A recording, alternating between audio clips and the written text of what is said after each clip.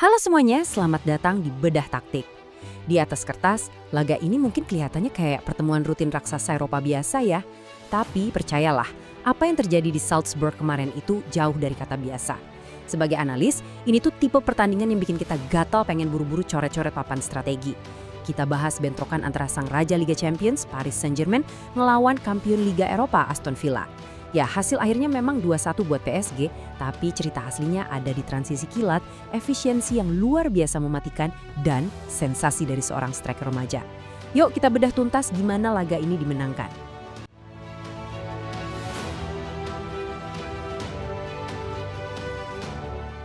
Oke, ini agenda taktis kita hari ini. Kita mulai dari pertarungan sengit di lapangan, lanjut ke efisiensi brilian dari Doué, ledakan bintang muda Majo, bedah taktik dan statistiknya, dan terakhir kita bahas sejarah manajerial yang baru aja dicetak oleh Luis Enrique.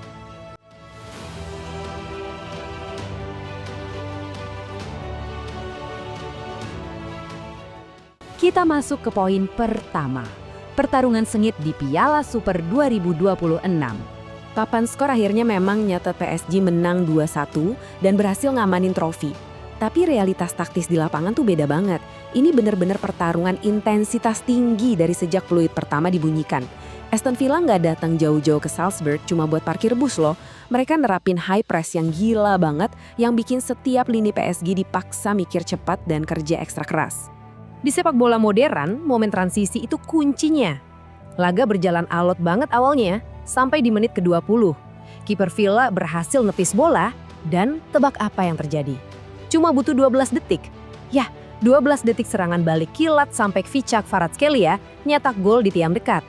Villa sempat nyamain kedudukan lewat Matt Jota tepat sebelum turun minum, tapi penyelesaian tenang dari Doué di menit 61 akhirnya ngunci kemenangan PSG. Nah, ini ngebawa kita ke bagian 2. Efisiensi dari seorang Desire Doué yang jadi kunci buat PSG. Di pertandingan yang margin kesalahannya super duper tipis, Doué ini benar-benar tampil sebagai sang pembeda. Dia nggak cuma jadi otak di balik counter attack 12 detik yang berbuah gol pembuka Kvara tadi, tapi dia juga punya ketenangan tingkat dewa buat nyetak gol kemenangan. Sebuah finishing melengkung pakai kaki kiri ke tiang jauh yang saking tipisnya sampai harus nunggu konfirmasi VAR dulu. Ini nunjukin seberapa elitnya level seorang Doué sekarang. Nyetak gol plus ngasih assist di satu laga final sekelas ini jelas bukan perkara gampang. Buat ngasih kalian perspektif, tahu nggak siapa pemain terakhir yang bisa ngelakuin hal serupa di kompetisi ini? Luis Suarez. Ya, Luis Suarez bareng Barcelona di tahun 2015 yang kebetulan saat itu juga dilatih oleh Luis Enrique. Jadi, Doué resmi masuk ke jajaran elit nih. Sekarang kita geser ke kubu Aston Villa di bagian ketiga. Sensasi bintang muda mereka, Macho. 17. Bayangin bentar deh. Di usia 17 tahun dan 212 hari, pas anak-anak seumurannya mungkin masih main di akademi, Bryan Maggio udah nginjak rumput panggung Eropa dan langsung bikin sejarah. Dia nggak sekadar nyetak gol loh, dia ngebongkar rekor yang udah awet selama 3 dekade. Sebelumnya, Patrick Kluivert pegang rekor pencetak gol termuda sejak tahun 1996 di usia 19 tahun. Majuano matahin rekor itu dengan usia hampir 2 tahun lebih muda. Ini pencapaian monumental yang nunjukin kedewasaannya di lapangan. Latar belakangnya juga nggak kalah seru. Majo baru didatengin dari Metz bulan Januari kemarin, dan Villa sempat harus ngelewatin proses banding yang panjang banget di Pengadilan Arbitrase Olahraga atau CAS cuma buat daftarin dia. Tapi lihat, usaha hukum itu kebayar lunas. Di bawah tekanan gila dari back top kayak Willian Pacho, dia masih bisa ngeblokin umpan silang John McGinn dengan sempurna. Dan ya, dia sekarang resmi jadi pencetak gol termuda Villa sejak Louis Barry di 2021. Oke, mari kita gali lebih dalam.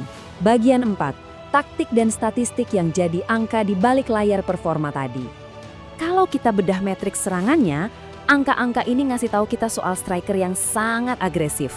Majo ini ngelepasin 6 total tembakan dan dapat 4 peluang emas. Memang cuma 1 yang on target yang jadi gol itu. Tapi sebagai analis, justru ini sinyal positif. Kenapa? Karena finishing itu bisa dilatih. Tapi insting nempatin posisi di tempat dan waktu yang tepat itu bakat murni. Fakta bahwa dia nyatetin 0,98 expected goals atau XG, yang mana ini adalah angka tertinggi dari semua pemain di lapangan kemarin, ngebuktiin satu hal. Kemampuan taktisnya dalam mengeksploitasi ruang itu brilian. Bisa ngumpulin XG nyaris angka 1, ngelawan back-back elit PSG itu bukan kebetulan teman-teman.